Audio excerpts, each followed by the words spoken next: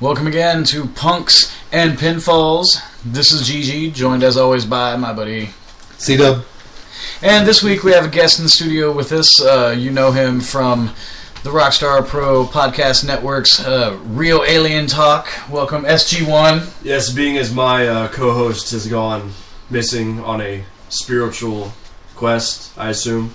We don't really know because he leaves it wide open. So I'm here with you guys this week. Just like the subject matter of Gary's show, it's a mystery, it's a conspiracy. What different theories could be going on about the whereabouts of one Benjamin Michael? Ben's entire life is a mystery. It is. It's a journey. It's like a never-ending journey. It's a journey, not a destination. Yes, without a destination. It's a journey without a destination. So the theme of this week's episode is, where in the world is Benjamin Michael? Alright. So, lots of goings on in the world of pro wrestling. Right here at home in Ohio, Rockstar Pro. Friday night we saw live in the arena, and you can see it here in the next few days. It'll be available to stream on DIYWrestling.com. But we have a new Rockstar Pro champion. Pretty wild. Yeah, Ron won, didn't he? Yes, Relentless Ron Mathis pinned Jake Christ 1, 2, 3 for the title. It was a shocking moment. You could hear kind of a collective gasp, and a hush fell over the arena for a moment. People a little shocked by it. Yes, I don't think, and there was no craziness. There was no outside interference or anything insane. We saw the crowning of a new champion, so a new era. So make sure you're in the arena Wednesday for Amped to see all the fallout and find out where we go from here. Mm-hmm. It's an exciting, crazy time. Yeah, and the pay-per-view should be up in the next couple of days, I would think. So just check back at rockstarprowrestling.com or DIYwrestling.com, and it should be up here really quickly. And actually, we have a sale going on for all our previous pay-per-views. Anything before 3 is only $5 to rent. So you can really go back and catch up on some you haven't seen and follow up on some of these storylines and stuff. Yeah, it's crazy. You can go back to January's Holiday Homecoming, and then all of the old pay-per-views from 2014, 2013. You can check them all out for only $5. That's a limited time thing. I believe we might be doing it for like a month. But yeah, check it out. All the old pay-per-views, everything prior to 3. 3 is regular price, and the upcoming Unstoppable just took place this weekend. Will be up on iPay-per-view this week. Those are regular price, but all of the other ones on sale for only $5. Good deal. As King Kong Bundy would say, 5 is the price. 5. He always demanded 5. I need 5. So keep that in mind. $5. Booker T, 5 time. World Heavyweight Champion. Well, speaking of Booker T, we actually had we'll bring it up now since you said 5 time. Is little indie news. We noticed that Booker T and Stevie Ray actually reunited Harlem Heat to win Reality of Wrestling Tag Championship belts, which I believe is Booker T's own promotion, which actually has a TV deal with Soul of South, which if you have Time Warner Cable and you're in like the Dayton area, it's 22. I know it's pretty much everywhere between Texas and the East Coast, it seemed like, so just check the website and stuff, but it's kind of a developmental league. Yeah, it's Booker T's school, his students, and his promotion that he runs, and yeah, Harlem Heat reunion, and it was crazy too because it was coming on off the heels of WWE doing an episode of their 24 series on the network focusing on Booker T. So I'm a big fan of that King Booker, so I like seeing him. In his new role as color commentator and Hall of Famer. I have caught a couple episodes of Reality of Wrestling. Like I said, it was alright. I've only known Stevie Ray to be like a manager on the outside, but he still looked in halfway decent shape. I don't know exactly what his age is now, but he still looked in decent shape and stuff. So, but yeah. And it said they actually beat the new Heavenly Bodies. So yeah, I need to check that out. Yeah, I'm curious who the new Heavenly Bodies are. Yeah. I'm not quite sure. Yeah, so, but yeah, their organization seems to feature a lot of new Texas area guys and stuff. So, but yeah, but. Do you want to go with our concert schedule? I kind of went out of order here. You just said 5 times, so I was like, okay, let's fit it in now. Okay, well, you know what? While we're talking about Texas, why don't we talk about Mexico? Oh, yeah. We're going to bring that up. So CW had some news about AAA and a famous WWE, a former WWE World Champion. Yeah, there seem to be postings about Rey Mysterio and Lucha Underground appearing there, but who knows if he's got a... I know most guys have like certain months they can no compete clause. no compete clause. So who knows? But in the land of Mexico, there is no law. There is no law, from what I've heard. Yeah, this is straight rumors. There is no law down there, but apparently they already announced that it's Rey Mysterio teaming with. You want to help me with this, Gigi? Mystices, the former Mystico, who WWE fans knew as the original Sin Cara. He has since been replaced by Sin Cara Negro, the former Hunico. But Rey Mysterio and him are tagging up and actually going to be at a AAA event on March 15th at Guadalajara. Guadalajara? Yeah. Guadalajara. Yeah. We're all very American in this room. Yeah, my Spanish is not that great. I just know how to curse people out in Spanish. As a kid, I worked on a farm with a lot of migrant workers, and so they taught me how to curse in Spanish. But yeah, it looks like he's going over Mexico, and I think it's a good place to end his career. Like he can do a couple matches, maybe make his end of his career last a little longer by doing kind of spot shows and being more of an attraction for places. Yeah, it's kind of an interesting thing. You think about that team with Mystices and Rey. It's kind of interesting that the original Sin Cara is teaming with Rey Mysterio, while WWE has in NXT the new Sin Cara teaming with the guy they're hoping to be the next Rey Mysterio. Yeah. Mm-hmm. It's weird. It's weird, but yeah. Parallels of the wrestling world. Yeah, so yeah, he's off to AAA and stuff. And if he's down there, he's going to win a title or something after a point. He's such an attraction. He's such a big star. Has he ever actually won a title in Mexico? Like a major one? Because I know he's been WWE for what, 15 years? Crazy, He's been with WWE since 2004, at least. At least. And then he was WCW from 95 to... I'll have to look that up if he's ever actually won a major Mexican title. Either, CMLL or AAA or, It's very possible. It is possible, just kind of like I guess, like wins it for the weekend. Or from the very beginning of his career, he was, jettisoned to the main event, so it's very possible. But, so hopefully we'll see him on Lucha Underground here soon. It'll be real interesting. We know that he has a long history, a relationship with Conan, and AAA is basically the talent broker, sort of providing the luchadors for El Rey Network's Lucha Underground. So, and he's definitely a name I could see people checking out. Like, he is a name. No, he's the world's most famous luchador. Yeah. No, I could definitely see people. I want to check this out just because I see Rey Mysterio is on it. And especially he really hasn't been on WWE in the past year or so, except for here and there. I know he's had injuries and stuff, but really he hasn't. Yeah, and that team is an attraction because even though because the original Sin Cara, now known as Mystices, because he didn't speak English and he never really adapted to the American WWE sports entertainment style. So the internet, the smart marks on the net like to call him Botchkara. I don't think he really bought into it. I think he was just kind of just here. I don't think he really bought into the WWE universe. Yeah, I think he was just here to make that big American payday, really. Yeah. Sounds like it. But he never translated well. But you got to remember that the whole reason that Triple H signed him is because he was the biggest attraction in Mexican lucha history. And then Rey goes on to worldwide become known as the most famous luchador ever. So the two of them together at a AAA event, that's big. I'm sure it's going to be a great light show. Because, separately, they have great entrances and light shows. So together, it has to be Fiat Fantastico, like. Oh, hilarious. So we wanted to bring that up while we're talking about Texas and Mexican wrestling. So let's switch gears and we'll run through the upcoming concert calendar.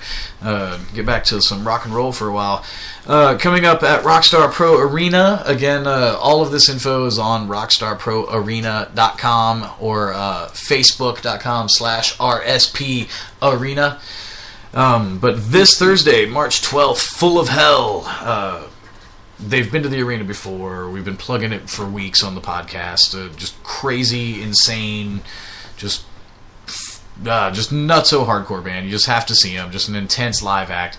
And Grim State, National Headcase, and Monster Magdalene are the local support.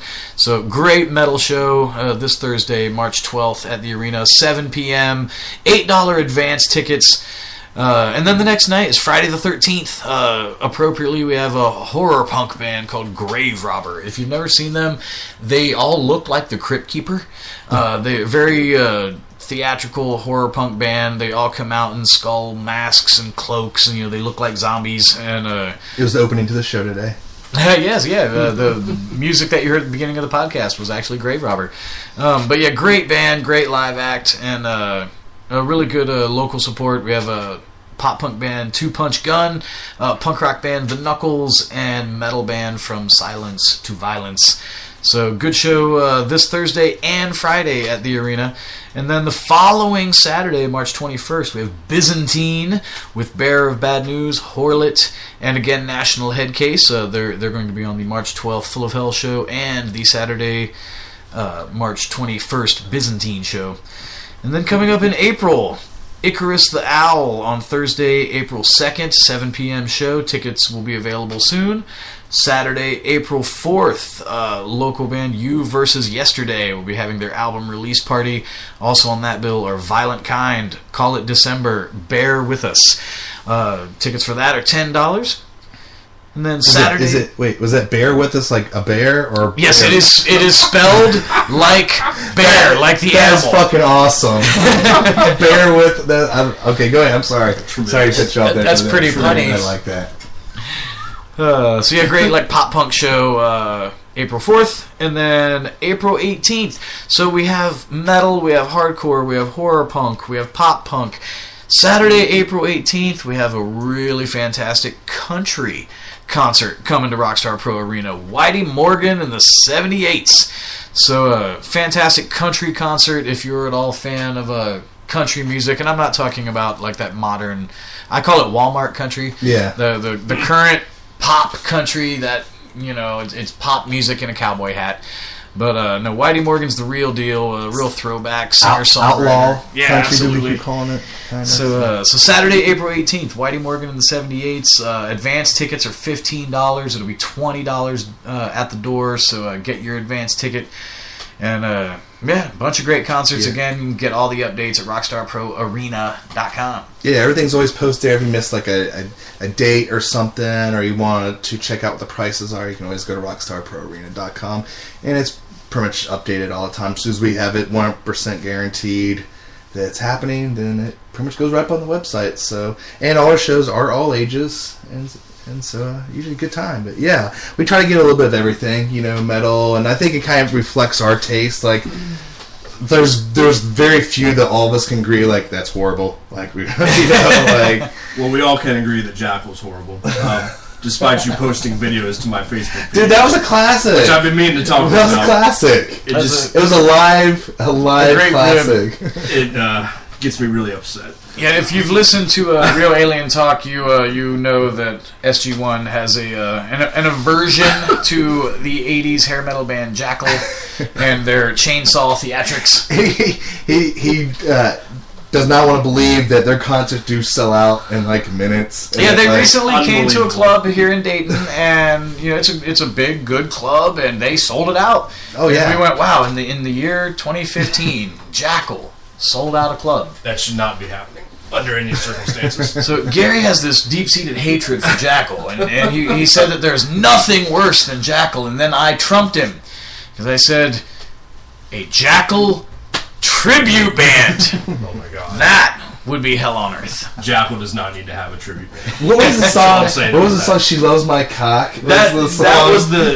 That was the video you posted to my page, and it was a ballad. It was a ballad. If you need a reason to hate Jackal, check out that song. So did you actually watch the whole video? The very definition of cock rock. I had heard that song many years ago, so I didn't need to revisit it. But this was live. If a song called "She Loves My Cock" is not annoying to you, then just. And I don't care if it was live or in the studio. I don't want to hear it. Oh, it was a lot. It was to his wife. All right, it was a love ballad. Yeah. All right, it was like their 8th anniversary. There's a fine line between comedy and tragedy. So again, we opened the show. We were joking about where in the world is Benjamin Michael? Should we dive into that? Let's play a game. Hold on, let me get straight here. Let me give you guys some backstory. Gary's co-host for Real Alien Talk, who is also C-Dub's brother and our partner behind the scenes at Rockstar Pro Wrestling. And can I say, completely out of his mind, just like the craziest.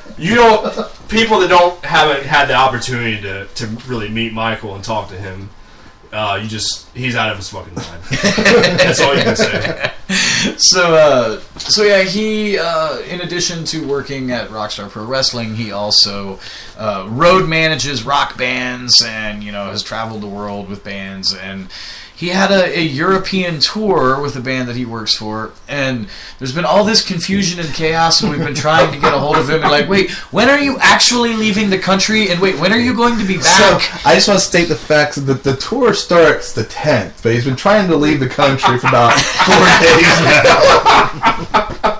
So I'm not quite sure why, but I know he's trying to find out the East Coast, so apparently there's bad storms there, but I don't know what he... This is every day with Ben. It's something... If you don't ask directly about something, it's omitted from his conversation. Yes. There were some weird things with the bass player of the band was having trouble with his passport, and Ben might have to go to Detroit for something. No, he did go to Detroit. Or he did go. Yeah, he did go to Detroit. But then we thought he had already left the country.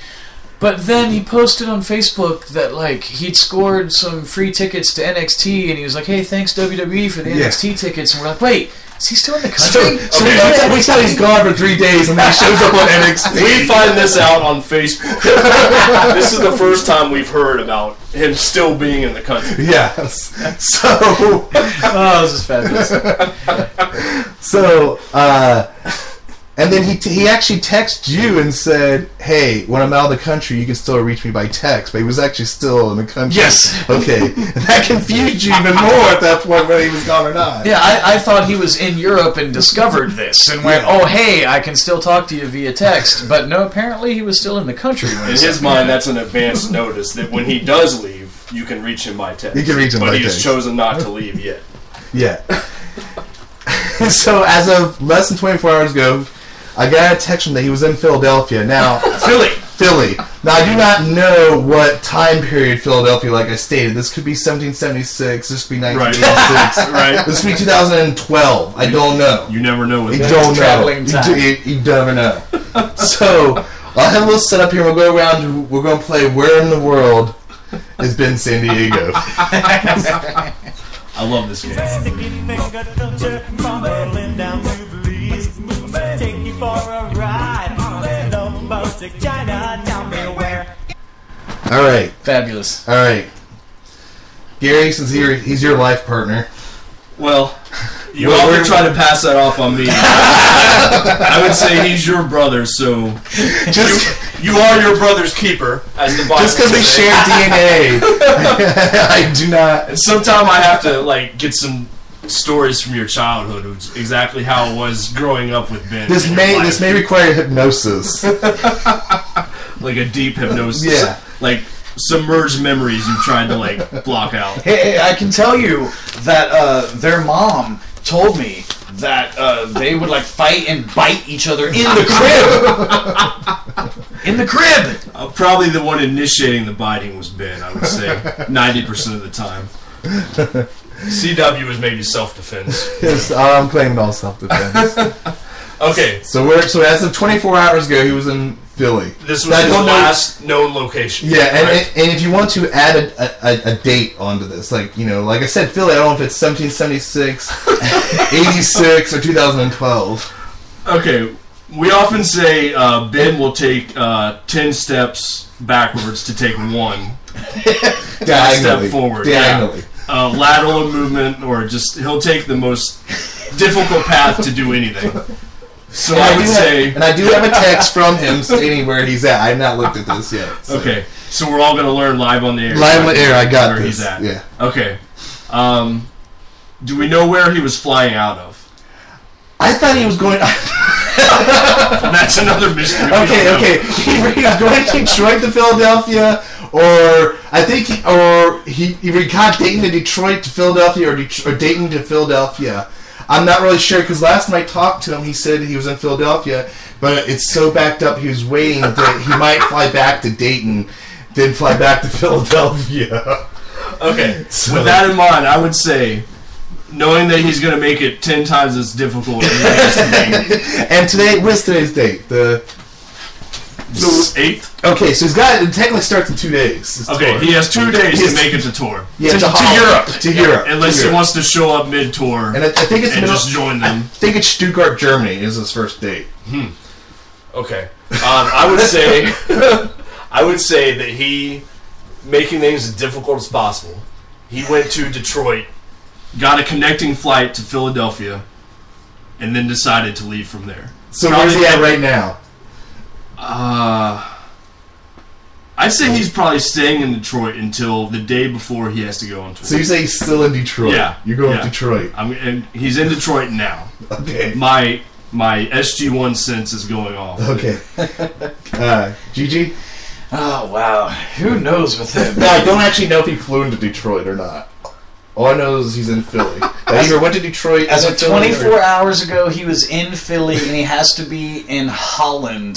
Stuttgart, Germany. Or Germany, yeah. Which will probably fly into Amsterdam then, either by mule or train or something. We'll end up in Germany. Fairy unicorns, I don't know how. Okay, I'm just thinking international flights, and if he's staying in a hotel, if he hasn't come back to Ohio. If he was in Philly 24 hours ago and he has to be in Germany in 2 days, I'm going to say he's still in Philly. You're going to go still in Philly. Okay, I could even see him joining the band mid-tour, showing up 3 or 4 days late and saying, "Guys, sorry." Yeah, we could find out he's in California right now. No, I think he has to be there. Like he has to be their greeter. And he might be going to the next NXT show. Yeah, I don't think anyone in the band he's touring with has been to Europe. Where is the next NXT show? That could have a factor on this. It very well could. He could be just following. Is it Cleveland or are they going back to Florida? I'm not sure. Okay, so we have to add Cleveland or Florida into this. That's another option.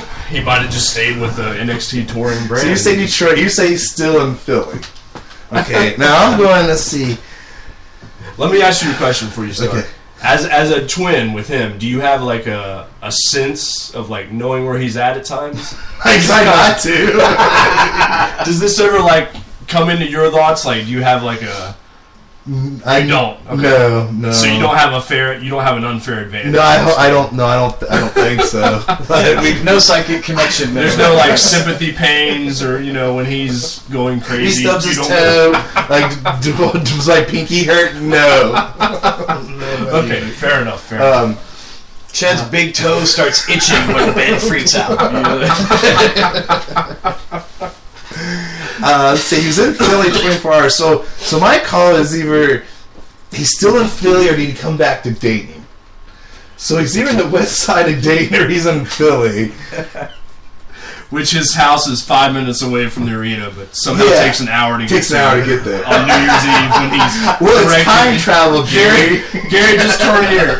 One more... we win the full... Dude, I've said this before. Ben... Okay, sci-fi and comic book fans, you're going to like this. Ben is a time continuum vampire. Ben's body eats time. Your time drive took an hour. Just being around him, your time would just suddenly. Well, that's why the planes aren't landing. They're confused. I hope that he listens to this podcast in Amsterdam and just like cracks up laughing, because otherwise Ben's listening right now going, God, you guys are dicks. We do love you, Ben. There's some girl like the pretzel hut. You just fucking shoot her ass. And she goes to the line right now. Anyway, I'm going. He's still in. If Ben wasn't as crazy as he is, I wouldn't like him as much. I have an affinity for people that are just out of their fucking mind, and you have to try to like figure out what they're about. I'm with GG that he's still in Philly, because I think I would have got a text or something that says I'm in Europe. Not necessarily. No, not necessarily. No, I'm rolling dice on that too. I don't know, but I'm saying he's in Philly or he's back in Dayton. But I'm going Philly. You're going Philly. I'm going Philly. Okay, Look. Okay, we're checking this text live on the air that Ben sent us. We're going to find out as you do, folks. Yes. Of course, his part of his text is sending me a whole bunch of shit that I don't even know what the hell he's talking about. It's like it's in code. You have to break the You code. have to wade through what he's trying to say. Nope, he's in Philly. My plane leaves at 8:50. Plane leaves at 8:50. So as we are recording this right now live, that means he's leaving the country in less than 2 hours. Yeah. Hypothetically. Hypothetically, unless something act of God happens. He might travel to the year 1412 first. And then... But... Okay, I have a funny story about that. Should I text him Philly 2015 or he's just going to call me you dick? I have a funny story about Ben. Okay. First I met CW. This was the first of the twins that I had met. And of course he gave me the rundown. Hey, I have a twin brother, Ben. You know. And so I didn't meet Ben until much, much later, maybe a year or so after I had met CW. Very first thing Ben ever says to me, never to this day he has not introduced himself and said, "Hey man, what's up? I'm Ben." He just assumed, you knew. We're just friends from there. We're just skipping all that shit.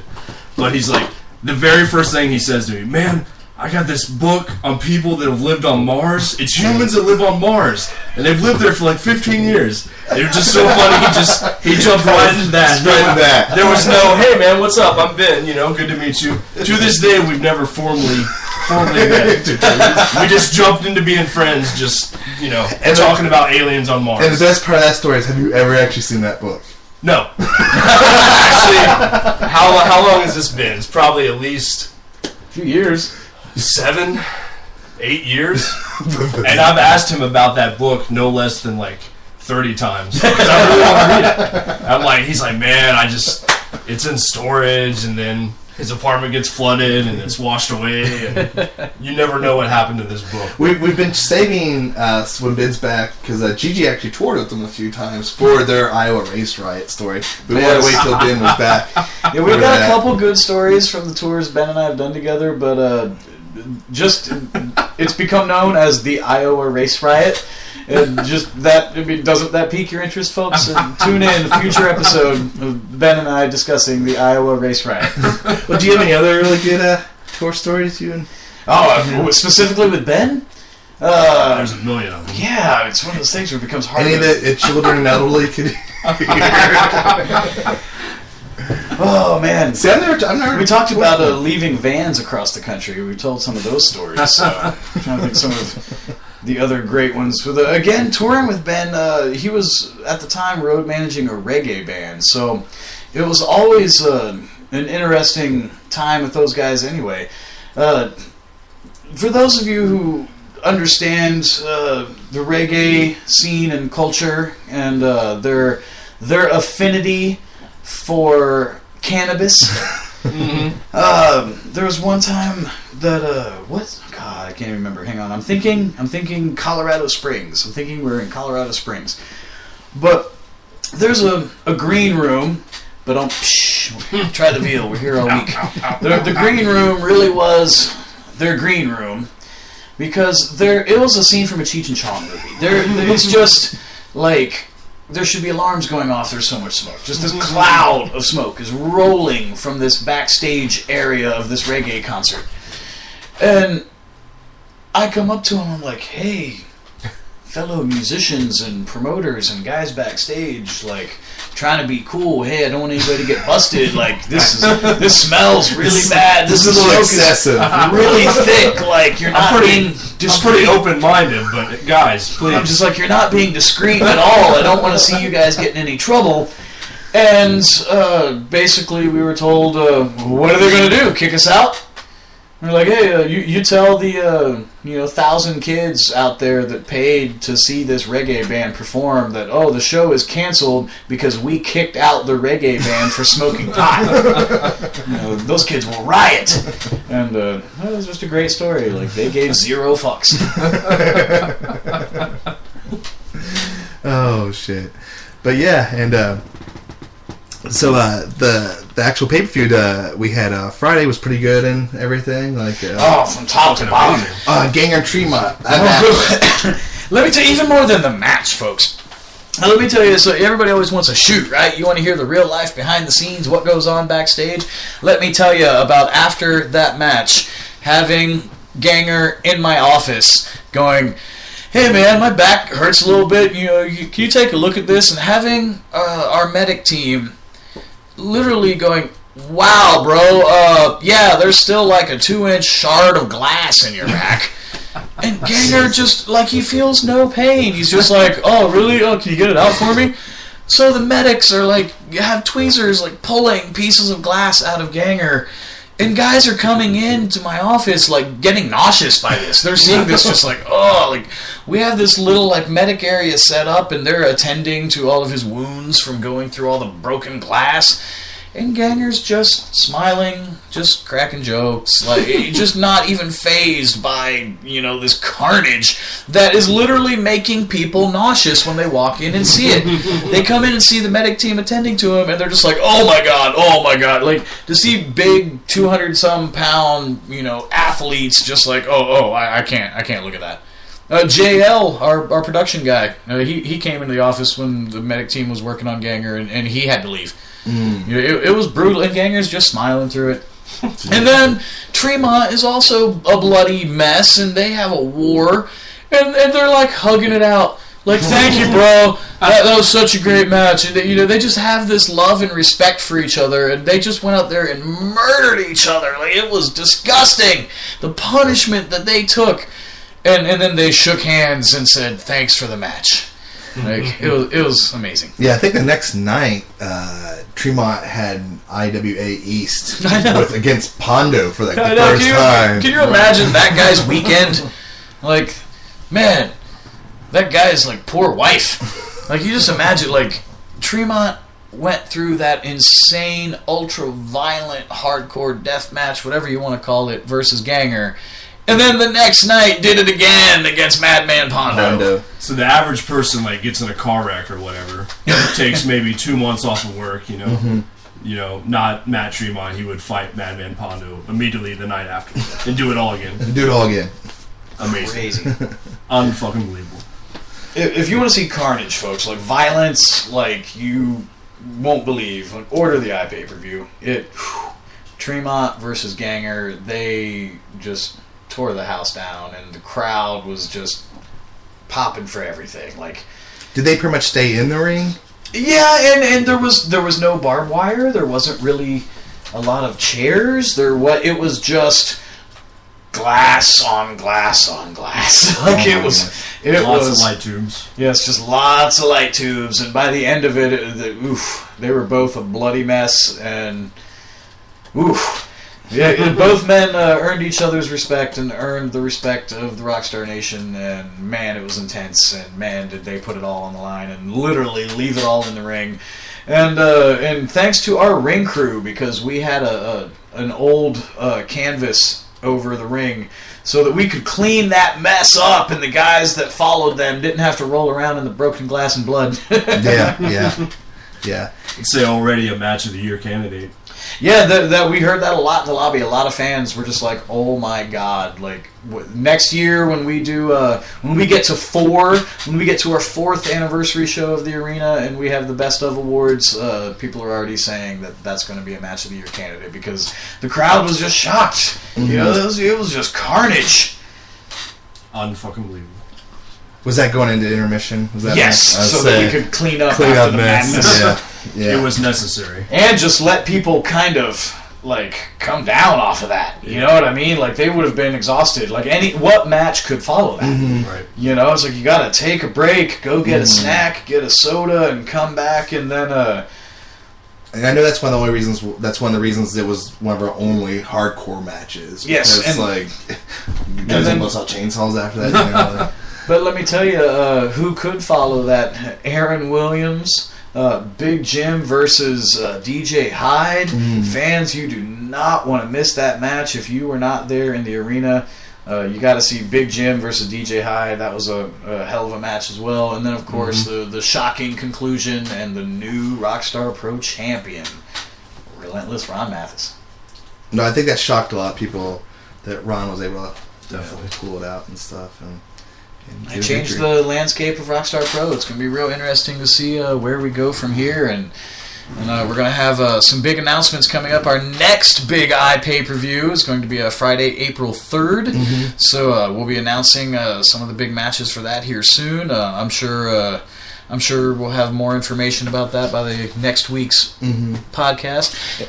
And if people are fans of Rockstar Pro, we have a list of pay-per-view names we always go through. But we're always looking. If you have a very creative pay-per-view name and want to submit it to our Facebook or to our Rockstar Pro Wrestling, feel free, because we always are looking for pay-per-view names. I have a name right now. What is it? Ben Lost in Translation. There you go. And it will be Ben running the gauntlet. Running the gauntlet. Hey, speaking of, good segue there, buddy. Nice. The gauntlet match. That Like was that? another highlight of the pay-per-view. We saw some returning CZW stars and new CZW stars that hadn't been in the arena before, and we saw a bunch of guys on our roster. Yeah, pretty much most of the roster that wasn't in an advertised match showed up in this wild gauntlet, and just a whole bunch of guys. And the ultimate underdog, the kid who went almost a year without being able to win a match, and then old Duke Beefhammer, the crowd favorite. Beef. You got to see his performance in the gauntlet match, and I got to give a shout out to Benjamin Chimera. You know, he is. In many ways, you're going to laugh about this, but in many ways, he is the John Cena of Rockstar Pro. He's very polarizing, and some people respect him. And you know, he was the first ever Rockstar Pro champion. But you know, a lot of our crowd really hate Ben Chimera. But Chimera suffered a rib injury. He suffered a pretty serious bruised rib early in the gauntlet, and ended up scoring several pinfalls. He ended up eliminating several people from the gauntlet and had a great showing despite his injury. So we wish Benjamin Chimera a speedy recovery, and we hope that he's back in the ring soon. A gutsy performance. So even if you hate the guy, he fought through injury and had a great performance in that gauntlet. Right. Despite obvious pain, Ben was able to continue on being a professional that he's always been. Gauntlet matches can be tough, man, because you know you finish a match and a fresh guy comes right out, and you've just worked really hard and you've been in a fight, and then boom, immediately as soon as the fight's over, here's another fight. Here's another guy. So I mean, they can be pretty tough. Add an injury on top of that. Yeah. Imagine what you're going through. Yeah. Especially one that you may not be able to breathe, or you can't work with and stuff. So, but yeah, it was good stuff. And well, I guess we're getting pretty close to time and everything. Again, if you want to check out our shows, go to rockstarproarena.com. Any wrestling news, go to rockstarprowrestling.com. The pay-per-view, Unstoppable, should be up here next couple days. Check it out at DIYwrestling.com, or just go to the rockstarprowrestling.com, and there'll be a link there and stuff. And you can also go to hit our store button, and there's DVDs for sale and T-shirts and stuff. We actually got our logos in purple now. Yeah. So, purple design T-shirt. Yeah, purple. I'm personally waiting for the blue glitter limited edition design. Limited edition 2. Personally for me. Speaking of the pink and the blue, the Jakarudu 3, we had something that was a little personal to all of us, some history. We have a sleeper match on the iPay-per-view. Was the End of the World Jake Omen versus Sick and Twisted Zach Spades. And for those of you who may or may not know both my history and Gary's history, and we all spent time working with Scary Gary in his Life Power Church. So a lot of history there. We go way back, and it was interesting seeing Zach and Jake Omen go at it. Zach has come an amazingly long way from when he first joined me in the Life Power Church to see what he is now. It's amazing. I was never in the Life Power Church. I've had several feuds. You were never in the Life Power Church? No, I've had feuds against you bastards. Just about everyone was in the Life Power Church, except for you. Yeah, me and C-Dub. C-Dub and I had a long war against various members of the LPC. Yeah. And then at Bizarro Wrestling for a while, Gary and I destroyed some DVDs there. So much drama in the LPC. Right? Am I right? So yeah, Bizarro Wrestling. If it's one local promotion that we'll give a shout out to if they ever run another show. They haven't been active for a while, but sort of like what do you call them? The Chikara of indie wrestling in Ohio. A live comic book come to life. I think they describe it pretty well. So I've always said I was a comic book character, just in real life. Bizarro made that happen. You know. Yeah, they're unlike any other wrestling promotion on earth. So you have to check them out. It's ridiculous and over the top, and some wrestling purists hate it, but I find their product very. You have to know what you're getting into. I mean, it's not. It's very tongue in cheek, and it's a good time, and it's very entertaining. Yeah. I just showed up and I didn't know what was happening. I didn't know why everyone was in costume.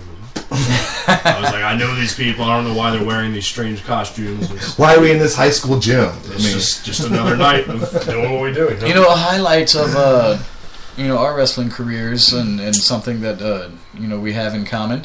The end of my run at Bizarro and my stint in the Life Power Church culminated in a match, and just like I mentioned earlier, how Tremont and Ganger beat the holy hell out of each other and then hugged it out at the end.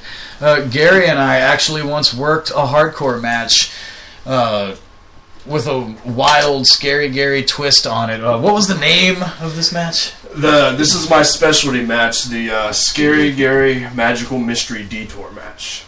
And you never really know what you're getting into with one of those until it happens. You're already well underway. Yes, chairs and anything in the building can end up in the match, and it was. That night was one of my favorite times in the wrestling business. I'm still a little upset at you about what you did to me in that match, but nevertheless, one of my favorite times in the wrestling business. Hey, you should be happy, because I remember Jeremiah came to me like, I really thought you were going to put him through that table. So you should be happy. At least you didn't go through the table. But yeah, where was that? Like Russellville, Ohio? One of those towns out there that kind of all run together. Yeah, one of those small towns in like eastern Ohio. Aberdeen, yeah. But one of those towns in that part of Ohio, Gary, and I beat the hell out of each other. You need to make sure you get gas before you get too deep into the local area, because you can run out. I hear banjos. You got a pretty mouth. All right, everybody. I think we're going to wind down the special "Where in the World is Benjamin Michael" episode, and. Maybe, and we know he'll still be out of the country next week, so we'll have him back on the show, or you guys can talk about it on Real Alien Talk.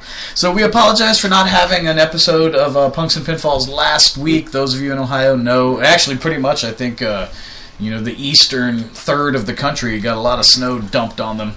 So we're happy to be back this week, and we will be back next week and every week with Punks and Pinfalls.